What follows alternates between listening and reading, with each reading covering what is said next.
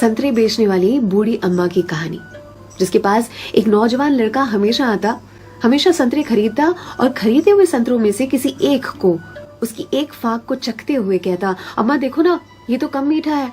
और अम्मा हमेशा दूसरी फाक को चखते हुए कहती, नहीं बेटा, ये तो बराबर मीठा है। फिर भी यह लड़का बड़ी बेरुखी के साथ उसे खुले हुए संतरे को वहीं ठेले पर छोड़कर चलता बनता। अब इस नौजवान के साथ उसकी पत्नी भी हमेशा हुआ करती। एक दिन पत्नी ने पूछा, ये जो तुम हर बार अम्मा के ठेले पर पहुंचकर नौटंकी शुरू कर देते हो, ये संतरा तो कम मीठा है, ये संतरा तो कम मीठा है।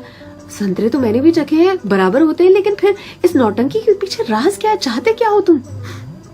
इस पर लड़के ने अपनी पत्नी को एक मीठी सी मुस्कान दी और कहा, मुझे भी पता है कि सारे के सारे संतरे बहुत ही मीठे होते हैं, लेकिन तुमने कभी अम्मा को देखा है? अम्मा इतनी गरीब है कि जो बेचती हैं उन्होंने कभी चखा भी नहीं होगा, इसीलिए तो एक खुला हुआ संतरा उनके ठेले पर छोड़कर आ जाता हूँ, मेरी ओर से उनके लिए।